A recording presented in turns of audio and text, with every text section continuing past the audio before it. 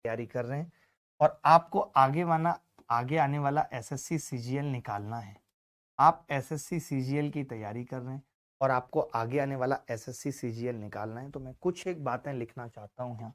Dos यानी कि क्या करना है और डोंट्स यानी क्या नहीं करना है। सबसे जरूरी चीज ये है, अगर आप ये समझ लेते हैं तो शायद मुझे लगता है कि आप अच्छा कर पाएंगे।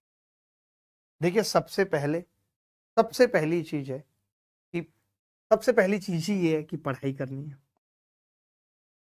आप कैसे पढ़ाई करेंगे? डेली 8 से 10 घंटे निकाल पाएंगे पढ़ाई के लिए या नहीं?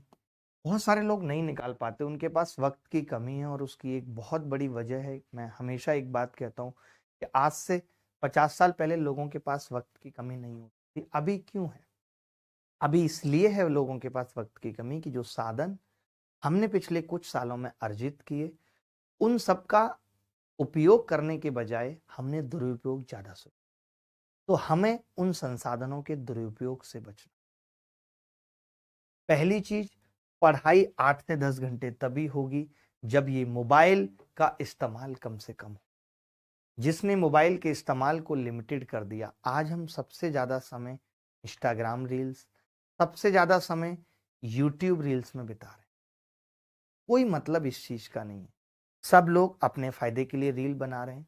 लोगों को तरीके पता चल गए, व्यू लाने के तरीके क्या हैं। अपने साथ हमेशा एक कैमरामैन रखो।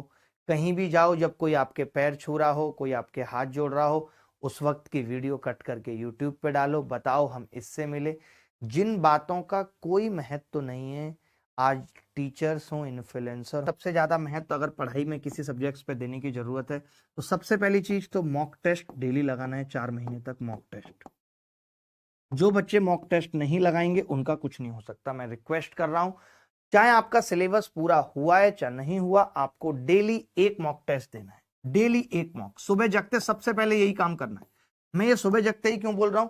ताकि जब आप सुबह ही जग के मॉक टेस्ट देंगे और आपके नंबर आएंगे 100 और 110, तो आपको अपनी औकात पता चल जाएगी। आपको लग जाएगा कि मेरा प्री नहीं निकलने वाला है। और मैंने कहा भी था कि प्री और मेंस की तैयारी एक साथ करनी है, तो जब तक मॉक टेस्ट नहीं देंगे तब तक सिलेक्शन नहीं होगा।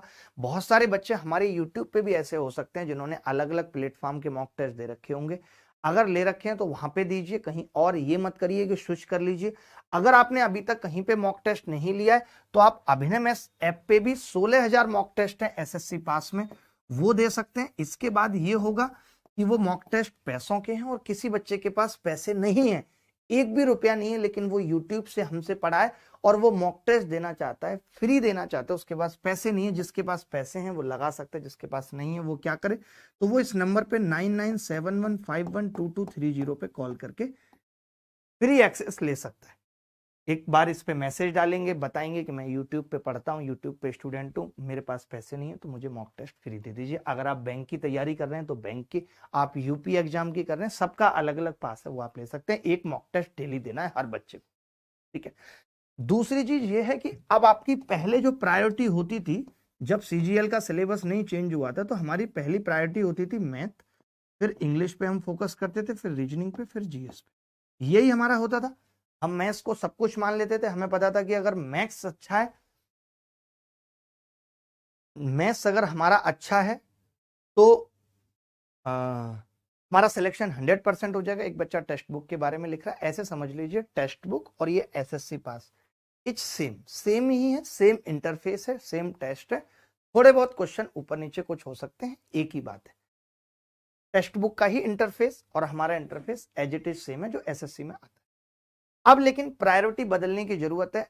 बहुत बच्चे अपने आप को चेंज नहीं कर पाते। पहले से तैयारी कर रहे थे एसएससी की, इसी चला लीजिए, पहले से एसएससी की तैयारी कर रहे थे, अब भी एसएससी की तैयारी कर रहे हैं, अभी भी उनकी प्रायोरिटी यही है कि वो मैथ्स को सबसे ज्यादा टाइम दे रहे हैं, फिर इंग्लिश को दे रहे हैं और रीजनिंग जीएस पे उनका अभी भी ध्यान नहीं। तो अब आपको अपनी प्रायोरिटी बदलनी पड़ेगी। प्रायोरिटी कैसे बदलनी पड़ेगी? ऑलरेडी आप तैयारी कर चुके हैं, अब जो प्रायोरिटी रखने की जरूरत है, जीएस पे सबसे ज्यादा फोकस करने की जरूरत है। क्यों है सबसे ज्यादा फोकस करने की जरूरत? क्योंकि जीएस में आप जितने सवाल देखिए, मैथ्स में कंपटीशन खत्म हो चुका है। क्यों खत्म हो चुका है? वो 30 आसान सवाल पूछेंगे, वो 25 आसान सवाल पूछेंगे, हर बच्चा कराएगा। एक आध क्वेश्चन का डिफरेंस हो सकता है कि आप 30 कराए और वो 29 कराए, इससे ज्यादा डिफरेंस नहीं हो सकता। तो फिर सिलेक्शन कौन डिसाइड करेगा? सिलेक्शन डिसाइड करेगा जीएस डिसाइड करेगा। रीजनिंग डिसाइड करेगी, क्योंकि रीजनिंग में भी कुछ अच्छे सवाल आ रहे हैं। अब प्रायोरिटी बदलने की जरूरत है और सबसे लास्ट में मैथ्स लाने की जरूरत है। एकदम उल्टा हो गया है सब कुछ। मैं क्या कह रहा हूं, एकदम उल्टा हो गया है कि पहले मैथ्स पे सबसे ज्यादा फोकस, फिर इंग्लिश पे, फिर रीजनिंग पे, फिर जीएस पे। अब सबसे ज्यादा फोकस करने की जरूरत है जीएस पे, फिर रीजनिंग पे, फिर इंग्लिश पे और फिर मैथ्स पे। क्यों? क्योंकि मैथ्स देखिए 1-8% चांस है एसएससी हर 6 साल के बाद एक बार मुश्किल पेपर पूछेगी, हमेशा नहीं पूछेगी। और हम लोग जिस लेवल का पढ़ाते हैं, तो आप लोग इतने इंटेलिजेंट बन चुके हैं कि उस मुश्किल को भी बहुत आसानी से निपटा लेंगे। तो मैं जो कह रहा हूं उस चीज पे फोकस करिए कि सबसे ज्यादा जीएस पे, और जीएस को आप बहुत गहराई में पढ़ना पड़ेगा, बहुत गहराई में जीएस को पढ़ना पड़ेगा। पेपर तक हम ये कर रहे हैं कि हम एक सीरीज चला दें कि 500 क्वेश्चन गहराई में, एक एक क्वेश्चन एक्सप्लेनेशन के साथ जीएस का, इंग्लिश, रीजनिंग, मैथ का। मैथ मैं खुद पढ़ाऊं, हमारे दूसरे वाले यूट्यूब चैनल एसएससी अभिनय मैथ्स पे डेली चले, ताकि जो बच्चे रिपीटर्स हैं, ऑलरेडी कहीं कोर्स खत्म कर चुके हैं, उनके लिए प्रैक्टिस स्टार्ट हो, उनके लिए प्रैक्टिस आए कम से कम। मेरी बात समझ रहे हैं? तो प्रैक्टिस हम चाहते हैं कि हम आपकी करवाएं, और हम अपने जो हमारा ये अभिनय मैथ्स चैनल है, इसके ऊपर हम A to Z क्वांट के बचे हुए टॉपिक लाइक टिग्नोमेट्री जो हम आज से शुरू कर रहे हैं, उसके बाद ज्योमेट्री जो एक मेजर टॉपिक है, ये मैं खत्म करा दूं, क्योंकि ज्योमेट्री और टिग्नोमेट्री से मिला के चलिए मेंस और प्री में 12 एक सवाल रहेंगे दोनों टॉपिक से। तो आप ये समझ लीजिए कि अगले 1 महीने तक जब आप मेरे साथ जुड़ेंगे तो आपके 12 सवाल सही होंगे, और 12×3=36 ऑलमोस्ट नंबर हो गए। कहीं पे 2 नंबर का भी सवाल है तो 30 मान के चलिए कि 30 नंबर का जुगाड़ मैं कराऊंगा। और जो मैं टिग्नोमेट्री में पढ़ाऊंगा, जो मैं ज्योमेट्री में पढ़ाऊंगा, एकदम लेटेस्ट पैटर्न के हिसाब से, उससे बाहर कुछ भी नहीं आएगा।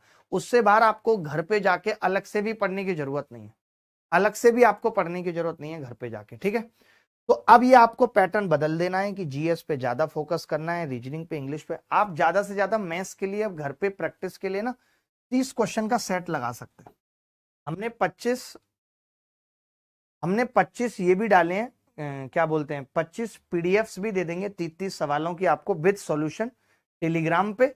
तो आप वो पेपर कर लीजिए घर बैठ के आराम से। उसके अलावा टॉपिक वाइज प्रैक्टिस अब घर पे मत करिए, अगर आपका सिलेबस हो चुका है तो टॉपिक वाइज प्रैक्टिस मत करिए, भले 30-30 सवालों की प्रैक्टिस कर लीजिए, ठीक है। तो इतनी बातें थी जो आपको करनी है कि डेली एक मॉक टेस्ट देना है। उसके अलावा अपनी प्रायोरिटी बदलनी है। जो पहले maths, English, reasoning, GS sequence में पढ़ते थे, तो अब जीएस, रीजनिंग, इंग्लिश, मैथ्स पढ़ना है। रीजनिंग में जो भी कठिन टॉपिक हैं, जो भी कठिन सवाल आए, उस पर फोकस करना है, ठीक है। बच्चा क्या लिख रहा है कि सर राहुल गांधी वाली टी शर्ट पहनी है जिसपे बवाल हुआ था। बिल्कुल भाई, उन्हीं से लेकर पहनी है, उन्हीं से लेकर पहनी है टी शर्ट, ठीक है। अब क्या नहीं करना है, तो वाईटी रील्स पे फोकस नहीं करना है, इंस्टाग्राम रील्स पे फोकस नहीं करना है, फेसबुक से बिल्कुल नाता तोड़ देना है, किसी के शादी ब्याह में 4 महीने नहीं जाना है, उसको भी 1 घंटे से ज्यादा वक्त पूरे दिन में नहीं देना है, और बताना है कि मेरा कैरियर ज्यादा इंपॉर्टेंट है। ये सब चीजें जो नहीं करनी है, बहुत सारी किताबें इकट्ठे नहीं करनी है, पूरे दिन एक ही सब्जेक्ट को नहीं पढ़ते रहना है कि एक ही सब्जेक्ट। ऐसा ना करें कि मॉक नहीं दे रहे या हार्ड मॉक दे रहे तो हार्ड मॉक नहीं देने, कोई मतलब नहीं है, उससे आप डिमोटिवेटेड ही होंगे और कुछ नहीं होगा। 2-3 एग्जाम्स एक साथ टारगेट नहीं करने। अगर आप एसएससी की तैयारी कर रहे हैं तो सिर्फ अभी 4 महीने एसएससी पे ही फोकस करना। अगली बात जो सबसे इंपॉर्टेंट है कि 110 नंबर आने के बाद अपना सिलेक्शन पक्का हो जाएगा, ये उम्मीद नहीं करनी है। बस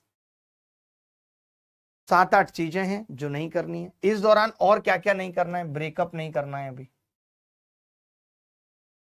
इससे बहुत टाइम खराब हो जाएगा। भले ही हालात कैसे भी हैं, अभी नहीं करना है, रोक देना है, ठीक है। तो चलिए अब शुरू करते हैं आज की क्लास। मैंने बता दिया क्या करना है क्या नहीं करना, और मैं रोज आऊंगा तो रोज नई नई बातें बताऊंगा, आपको गाइड करता रहूंगा इन 4 महीने में कि किस किस तरीके से पढ़ना है, कितनी कितनी